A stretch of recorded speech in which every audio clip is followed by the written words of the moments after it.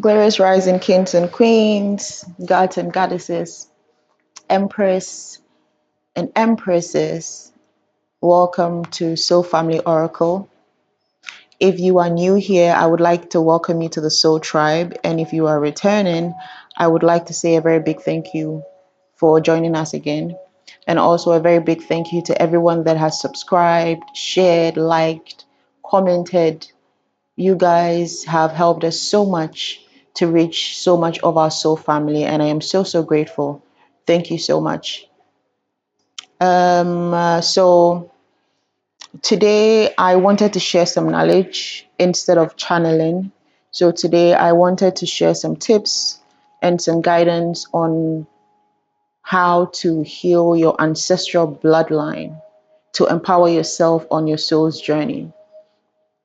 Now, this message was inspired by some questions that I got in the comment section based off on the last one of the previous videos I did on the ancestors. One of the videos I channeled from our ancestors saying they have always been with us.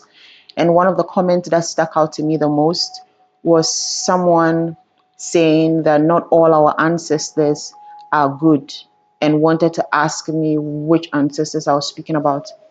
Now, that is a brilliant question because, yes, truly, not all our ancestors are of light, and not all our ancestors actually want our highest good or for our highest good, as we are on this realm or as they are on the other side, for several reasons, which I'm hoping to do another video on later to go in depth on whilst we speak on ancestral veneration and connecting with our ancestors and stuff around this topic. But in this specific video, I want to share a few tips and guidance on how you can heal your ancestral bloodline to empower you on your soul's journey. So, from some of the comments, like I was saying, and also some people saying that they didn't know how to connect with their ancestors or they didn't know that their ancestors was working with them, the inspiration I got on making this video was also basically based on my own experience from how I started to venerate my ancestors, or how I started to connect with my ancestors, or how I started to feel a different form of manifestation in my life through my ancestors, right? And I wanted to start off with just giving a bit of insight into what the ancestral bloodline is in general. So the ancestral bloodline basically is the lineage of your generation, or the lineage of your family roots. And this consists of both your mother's side and your father's side, and to some extent also their root or their lineage as well. Now, this line can be traced through the generation, and it is what holds some of the traits, some of the characteristics, some of the traditions, and some of the beliefs that are passed down from generation to generation, right? And also builds the genetic structure or part of our genetic structure, as we also come with a unique genetic structure that is added onto the genetic structure that we inherit from our ancestors. So basically, this defines a family's legacy over time, or this defines this is the family's identity. Do you get what I'm saying? Or the signature of the family, not just necessarily based on one parent side, but going back from generation to generation. Grandfathers, grandmothers, great grandfathers, great grandmothers, great great great grandfathers, great great great grand aunts, grand uncles, something like that. Just to give you a bit of insight into that. So one thing I have experienced, or one thing I have learned in my practice as a spiritualist and spiritual therapist, is how a lot of people are sometimes stuck in a certain space after they have actually set off on their soul's journey, because they are not very connected to their root. We speak of generational curses, and we speak of how we're breaking generational curses by doing new things, or by being people of light, or by doing the things that we feel are the right things to do instead of some of the things that are clearly or evidently not the right things to do. But breaking generational curses is not just necessarily about not doing certain specific things or doing certain specific things. When trying to heal the ancestral bloodline, you don't just think of the things that have brought the curses, but also the things that were good within that generation or that bloodline. And in order to be able to bring those two together, as in breaking the generational curses in order to free yourself and walk a certain path that empowers you, and bringing in the other stuff that are to your benefit or empower you, have to go hand in hand, right?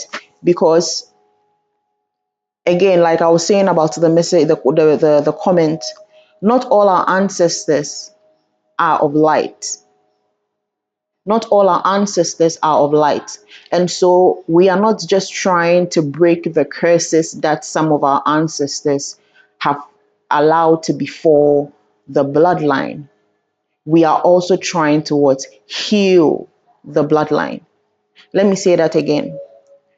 We are not just trying to break the curses that are in the bloodline. We are also trying to what? Heal the bloodline. And when you're trying to heal the bloodline, it goes a bit different from when you're just trying to break generational curses. When you're trying to break generational curses, it's really just a matter of realizing or identifying negative patterns that existed in the family, kind of similar to healing ancestral trauma, but that's also a topic that I will be doing a video on later down the line. But when it comes to breaking generational curses, the focus is to release the bloodline from things that are plaguing them, right? But when it comes to healing the bloodline, the focus is on bringing a level of freedom, peace, tranquility, renewal to the bloodline. Not just releasing it of things, but to renew it. Do you get what I'm trying to say? It's kind of like, for lack of a better example, let's say taking out the trash and cleaning the whole bin. Taking out the trash is what we would say is breaking generational curses, right? And cleaning the whole bin is what we would say is healing the ancestral bloodline. It's like you're breaking the curse, but then you're also healing the ancestry that went through that curse, or the ancestry that are hurt through that curse, or were hurt from that curse, or brought that curse on the family. Okay, so now one thing that I personally did or continue to do that really helped me to release or to heal my ancestral bloodline in order for me to feel much safer within the bloodline is one of the things that I want to share today. Because like I was saying, not all our ancestors are in a good place. We have ancestors that died a traumatic death and they're still on the other side hurting and in pain. And they haven't been able to release themselves from that bondage or to heal from it still in order to be able to be of assistance to us. And again, you don't just heal the bloodline or the ancestral bloodline for an ancestor to become of help to you. You do it because as you heal the bloodline, it goes down generation by generation and it goes through the rest of the bloodline. So the healing of the ancestry is not just so that you can heal it for your ancestors to help you or to start to work with you, but naturally, being the one that heals them, they gravitate towards you, right? Okay, so when trying to heal your ancestral bloodline, one of the things that you have to focus on the most is forgiveness. Forgiveness of whatever those ancestors may have done that have plagued the family or the generations that have come after them. And also forgiveness for whichever of those traits or those things that you ended up having to indulge in, right? And to do this, or by doing this, you are not only able to connect with them deeper, but you are able to release yourself from ancestors who are not of the highest white light, right? Okay. So this simple practice basically requires intention of healing the ancestry with warmth and love, and writing down the intentions of healing them and sending that intention out into the universe to be manifested over your bloodline or your ancestry. And by being able to do this, not only do you send healing vibrations through the ancestry, but as they heal, the generation eventually starts to heal also, and you get more empowered. Do you get what I'm trying to say? So eventually, you begin to feel more release. You begin to feel more peace. You begin to feel more calm. You begin to see more positive changes in your life. All right? Okay. So this is a personal one that I wrote with the guidance of a high priestess who guided me and has taught me a lot. And this is specifically what I want to share. And if anybody is interested in getting this particular prayer, you can just email me at soulfamilyoracle@gmail.com, and I will send you a copy of it with guidance on how to do the prayer based on whether you're a Christian, a spiritualist, because we are all one. It's just a matter of beliefs and a matter of understanding who the Most High God is. All right, so this main one, which is the main prayer, goes like this. I'll just quickly read through it, and as this video won't be very long. Okay. And I personally add goddess and not just only God, because I resonate deeply with the concept of the whole universe, or the highest God, being both in the energy of feminine and masculine. So you can just use Almighty God or just use God if that's how you'd prefer it. Okay, so grant rest and mercy unto our dearly departed, O merciful Goddess and God. Grant them peaceful rest and let perpetual light shine upon them.